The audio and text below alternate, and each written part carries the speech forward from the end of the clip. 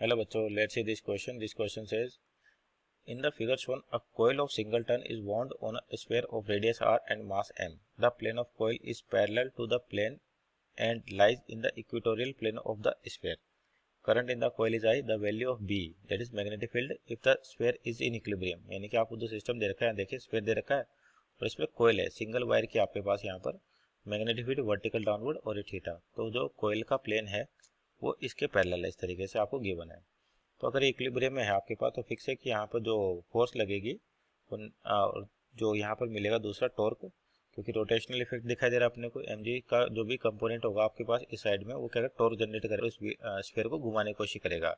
अगर ये आपके पास इक्विलिब्रियम में रहता है तो मैग्नेटिक फील्ड की वजह से क्या होता है, कोयल जो आपको दे रखी है इस पर एक मैग्नेटिक फोर्स लगेगा, तो उस मैग्नेटिक फोर्स का टॉर्क भी किसके बराबर, एम का टॉर्क है उसके कारण। तो यहाँ पर डायग्राम बनाए एक बार और इसका कि आपको कैसा दिखाई देगा सिस्टम, कुछ इस प्रकार से ये आपका इसमें दे रखा है और इस पर जो कोयल है आपके पास वो इस तरीके से है,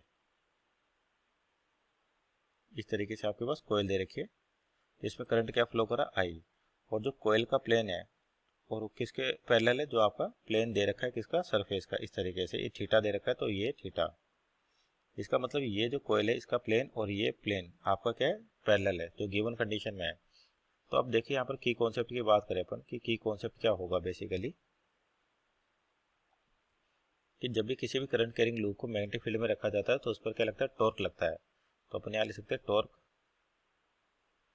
on a current carrying loop, current carrying loop placed in magnetic field, placed in magnetic field.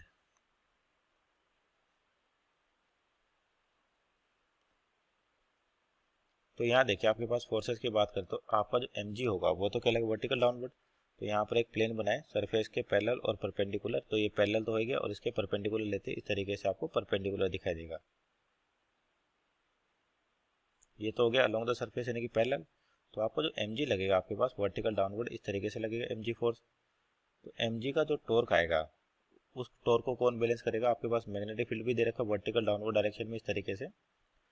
तो इस लूप के अंदर करंट आई, तो इसकी वजह से क्या होगा, यहाँ पर टॉर्क जनरेट होगा, टॉर्क की वैल्यू थी m क्रॉस बी। यानी कि पहले तो मैग्नेटिक टॉर्क लिखे अपने पास, ये क्या होता है m क्रॉस बी, जहाँ पर m क्या हो गया, मैग्नेटिक मोमेंट हो गया आपके पास। तो यहाँ पर टॉर्क वेक्टर लिखे, टॉर्क मैग्नीट्यूड, तो एम बी साइन थीटा, और जो थीटा होगा किस किस के बीच का एंगल होगा, मैग्नेटिक मोमेंट और मैग्नेटिक फील्ड का। तो आपके पास देखिए मैग्नेटिक मोमेंट बेसिकली क्या होता है, जैसे आपके पास इस वाले प्लेन का कोयल का एरिया वेक्टर ले तो ये परपेंडिकुलर होता है आपके पास सरफेस में, क्योंकि ओपन सरफेस है 2D के लिए। या कह सकते हैं कि जैसे जिस डायरेक्शन में करंट फ्लो कर रहा है उस डायरेक्शन में फिंगर को कल करे तो राइट हैंड की फिंगर को थंब जो होगा वो मैग्नेटिक मोमेंट की डायरेक्शन देगा। तो मैग्नेटिक मोमेंट की डायरेक्शन अपन एरिया वेक्टर की टर्म में भी लिख सकते हैं और करंट की डायरेक्शन में भी। तो आपका मैग्नेटिक मोमेंट मान लीजिए इस तरीके से आएगा और ये आपके पास और एंगल हो गया थीटा। तो ये थीटा है तो क्योंकि ये भी थीटा होगा आपके पास, ये थीटा है तो ये थीटा, तो ये भी थीटा बनेगा। तो सबसे पहले mg का टॉर्क निकालें हैं, किसके अबाउट, इस पॉइंट के अबाउट, ताकि अपने पास क्या हो जाए, इस तरीके से निकालें। तो आपके पास क्या हो, mg का टॉर्क बैलेंस करेगा कौन, मैग्नेटिक टॉर्क। तो पहले टॉर्क ऑफ mg लिखे अपने पास, तो टॉर्क होता है फोर्स इंटू परपेंडिकुलर डिस्टेंस। तो टॉर्क ऑफ mg हो जाएगा आपके पास, फोर्स कितना लग रहा है mg, और परपेंडिकुलर डिस्टेंस की बात करें तो ये r है आपके पास, यहाँ से यहाँ तक रेडियस के बराबर। तो ये हो जाएगा आपके पास r cos थीटा और ये हो जाएगा r sin थीटा। तो टॉर्क हो जाएगा mg इंटू परपेंडिकुलर डिस्टेंस जो आ रही r sin थीटा, ये क्या होगा, परपेंडिकुलर होगा इसके। और ये है आपका मैग्नेटिक टॉर्क। तो फॉर इक्विलिब्रियम